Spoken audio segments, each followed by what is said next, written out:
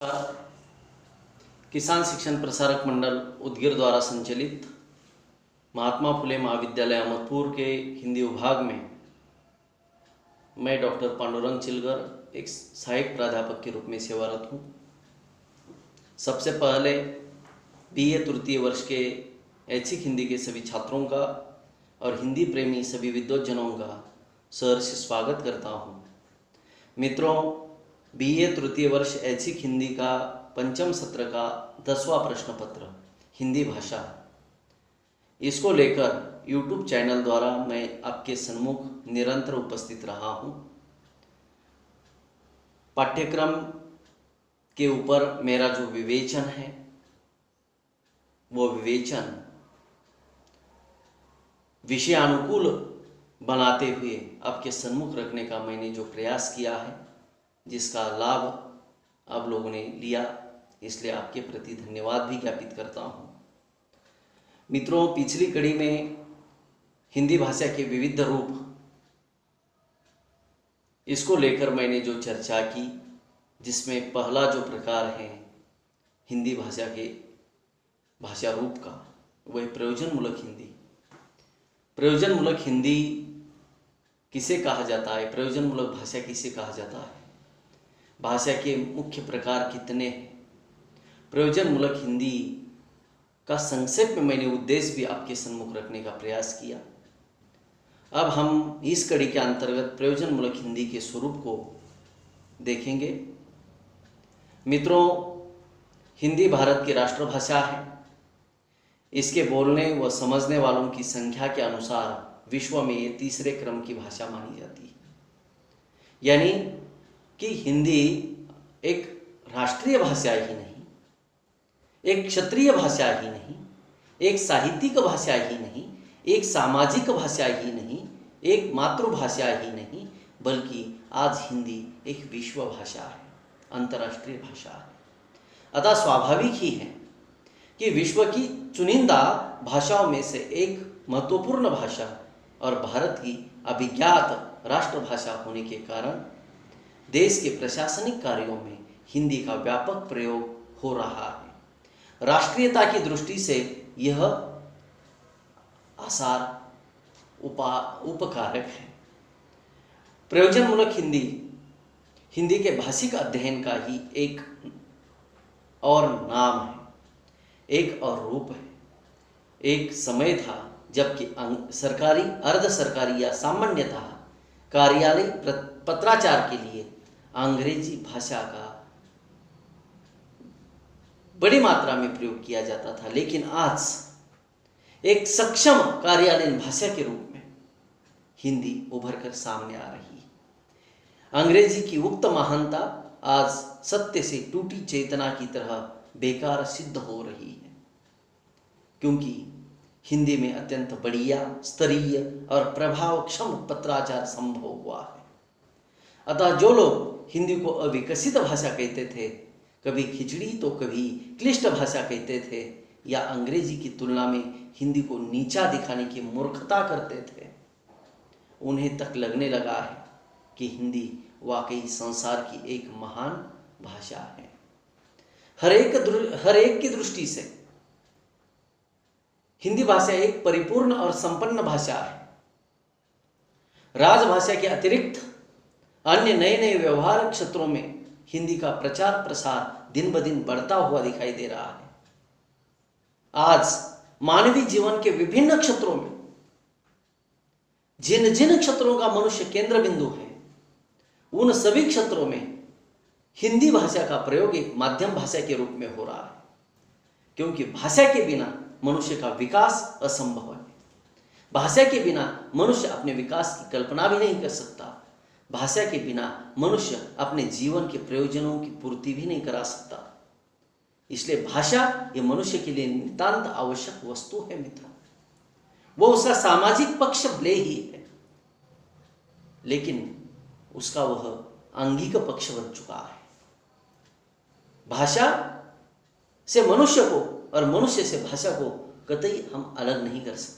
इतना ही नहीं, सजीव से भाषा और भाषा से सजीव को भी हम अलग नहीं कर सकते, क्योंकि प्रत्येक सजीव को अपने प्रयोजन की पूर्ति के लिए भाषा की आवश्यकता पड़ती है।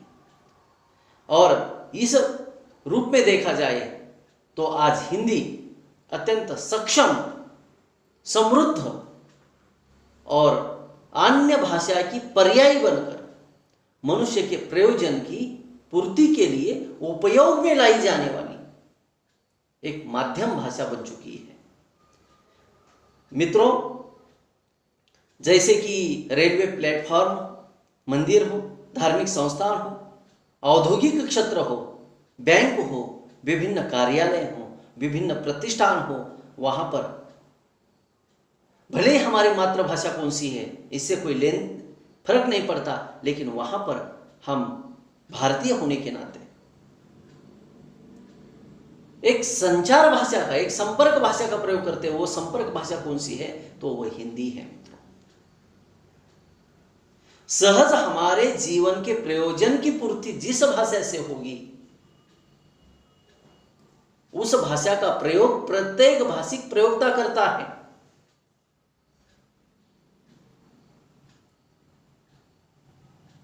वह सरलता से कठिनता की ओर नहीं जाता, बल्कि कठिनता से सरलता की ओर बढ़ने की कोशिश करता है। और यह विशेषता खास हिंदी की है मित्र।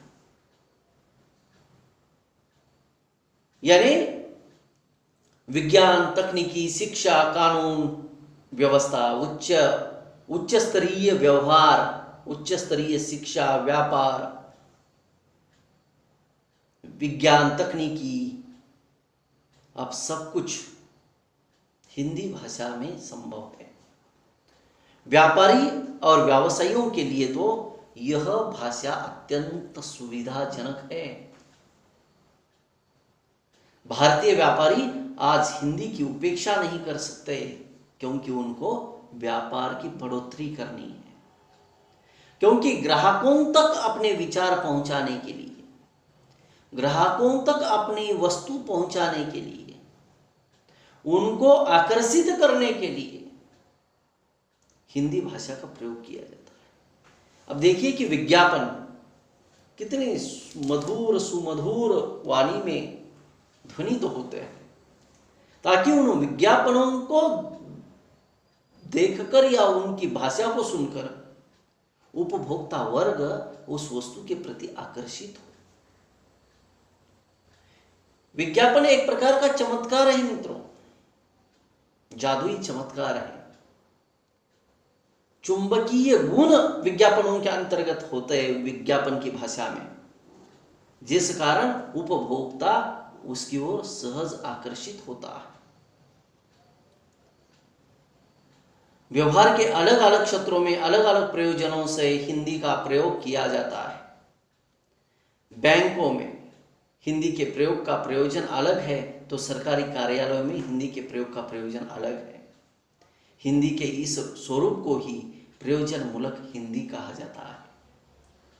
ये भाषा स्वरूप है, और इसी भाषा स्वरूप को मित्रों प्रयोजन मूलक हिंदी कहा जाता है। प्रयोजन मूलक हिंदी के जो रूप हैं, प्रयोजन मूलक हिंदी रूप के कारण हिंदी भाषा जीवित रही है।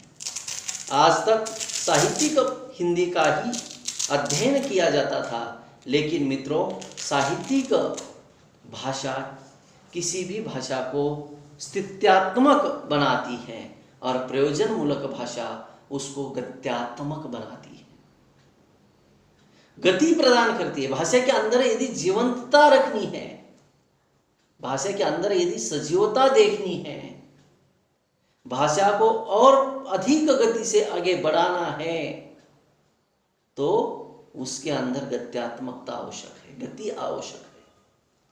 और ये गति प्रदान करने का काम कौन करता है? तो प्रयोजन मूलक क्षेत्र करता है, प्रयोजन मूलक भाषा रूप करता है।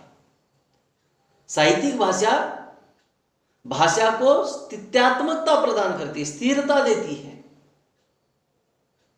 अब देखिए भारतेंदु युगीन साहित्य की भाषा, उस समय की भाषा का वह रूप उस साहित्य में स्थिर है। प्रेमचंद के भाषा का रूप उनके साहित्य में स्थिर है। उससे पहले की बात सोचेंगे तो गोस्वामी तुलसीदास हो, सूरदास हो, मीराबाई हो, कबीर हो, जायसी हो, या उससे पहले चंद्रप्रदाई हो, रासो साहित्य हो, उन्होंने तत्कालीन समय की भाषा को स्थिरता प्रदान करने का काम किया। लेकिन व्यावहारिक भाषा ये गतिशीलता प्रदान करती है। व्यावहारिकता के कारण भाषा अपना नया नया रूप निर्माण करती है। भाषा ये अविकसितता से विकसनशीलता और विकसनशीलता से विकसितता की ओर मार्गक्रमण करती है। यानी गतिमान जीवन में गत्यात्मक भाषा ही जीवित रहती है, प्रचलित रहती है। आज साहित्य तो संस्कृत में भी है, लेकिन उसका गत्यात्मक रूप, प्रयोजन मूलक रूप समाप्त हो गया है। देखिए, संस्कृत भाषा में साहित्य है, लेकिन वह स्थिर है, लेकिन उसकी व्यवहारिकता शून्य होने के कारण उसके अंदर जीवंतता नहीं है। संस्कृत भाषा में जो जीवंतता गतिशील भाषा होने के कारण, प्रयोजन मूलक भाषा रूप होने के कारण हिंदी में है। नहीं तो जब भाषा का प्रयोजन रूप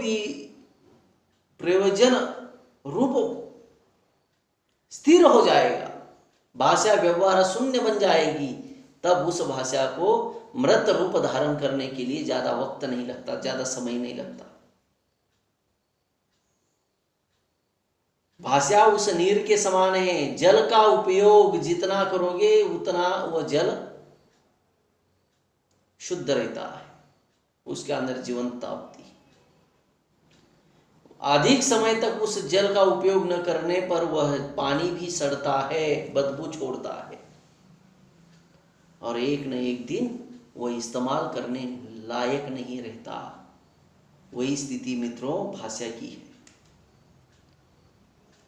भाषा निरंतर प्रयोगशील होनी चाहिए, प्रयोग में लानी चाहिए। उसका भाषिक प्रयोगता द्वारा बार बार प्रयोग होना चाहिए, तभी उसके अंदर हमें जीवंतता दिखाई देती है। इसलिए भाषा के प्रयोजनमूलक भाषा के स्वरूप को देखते समय और एक बात यहां पर महत्वपूर्ण है जो मैं बताना चाहता हूं आपको। हिंदी का प्रयोजन मूलक रूप न केवल उसके विकास में सहयोग देता है, बल्कि उसे जीवंत रखने में और उसे लोकप्रिय बनाने में भी अपनी भूमिका अदा करता है। आज हिंदी भाषा की जो विश्व स्तर पर जो लोकप्रियता बढ़ी, वह किस कारण बढ़ी है? व्यवहार के कारण। क्योंकि इस भाषा को भारतीय लोगों ने ही नहीं बल्कि विदेशी लोगों ने भी अपने व्यवहार की माध्यम भाषा बनाया। क्यों बनाया?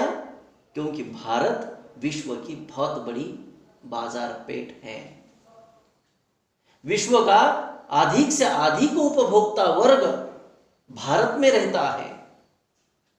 इस कारण यह भाषा व्यवहार की भाषा बनी, और व्यवहार की भाषा बनते बनते इस भाषा ने विश्व स्तर पर अपनी लोकप्रियता सिद्ध की है। ये केवल प्रयोजन मूलक भाषा के माध्यम से संभव हुआ, नहीं तो सदियों से, लगभग हजारों वर्षों से हिंदी में साहित्य लिखा जाता है। लेकिन उस समय की भाषा और आज की हिंदी में बहुत अंतर है, क्योंकि वो स्थिरता प्रधान भाषा है। साहित्य की भाषा प्रवाहित भाषा नहीं होती।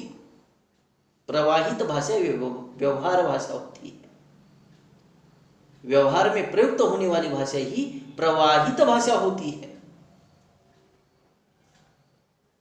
बहते नीर के समान होती है। बहती हुई नदी का जल बहुत मीठा होता है, और एक जगह पर संचित या संग्रहित जल मीठा तो नहीं होता, लेकिन बदबू छोड़ता है। अब स्थिरता जब भाषा में आती है तो वह भाषा बदबू छोड़ती है, मृत रूप धारण करती है। उसको पढ़ने के लिए शब्दकोश की आवश्यकता पड़ती है, लेकिन व्यवहारिक भाषा के लिए किसी शब्दकोश में उसके अर्थ को ढूंढने की जरूरत नहीं है।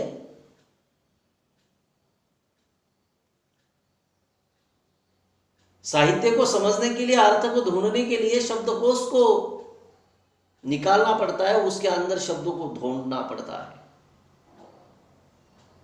यह अंतर है मित्रों, प्रयोजनमूलक भाषा में और साहित्यिक भाषा में। और इस भाषा के स्वरूप को लेकर जब मैं आपके सम्मुख बात कर रहा हूं, तो और एक बात है मित्रों, यानी विभिन्न प्रयोजन के लिए गठित समाज खंडों द्वारा किसी भाषा के ये विभिन्न रूप या परिवर्तन ही उस भाषा के प्रयोजनमूलक रूप है। अंग्रेजी शासन में यूरोपीय संपर्क से हमारा सामाजिक, आर्थिक और प्रशासनिक ढांचा काफी बदला। धीरे धीरे हमारे जीवन में नई उद्भावनाएं जैसे पत्रकारिता, इंजीनियरिंग, बैंकिंग, ऐसे नए नए क्षेत्रों का आविष्कार हुआ। आज विज्ञान तकनीकी आई और इन सभी नए नए क्षेत्रों में एक व्यावहारिक भाषा के रूप में, प्रयोजनमूलक भाषा के रूप में हिंदी का प्रयोग निरंतर बढ़ता हुआ दिखाई दे रहा है। तो मित्रों, ये जो हिंदी भाषा का जो स्वरूप है, वह स्वरूप व्यवहारिक स्वरूप है, भाषा का व्यवहारिक स्वरूप है। और व्यवहारिक भाषा के अंदर जीवंतता निर्माण करती है। इन बातों को हिंदी भाषा के स्वरूप के माध्यम से आपके सम्मुख रखने का प्रयास मैंने यहाँ पर किया है। आगे चलकर इसी स्वरूप को स्पष्ट करने की कोशिश विभिन्न विद्वान यहाँ पर करेंगे, जिनकी परिभाषा को लेकर मैं मेरा विवेचन आपके सम्मुख रखने का प्रयास करूँगा। आपने मेरी इन बातों को सुना, सहा, समझ कर लेने की कोशिश की, इसलिए आप सभी के प्रति कृतज्ञता ज्ञापित करता हूँ और मैं मेरे विचारों को यहाँ पर विराम देता हूँ। धन्यवाद। पुनः मिलेंगे यूट्यूब चैनल के माध्यम से।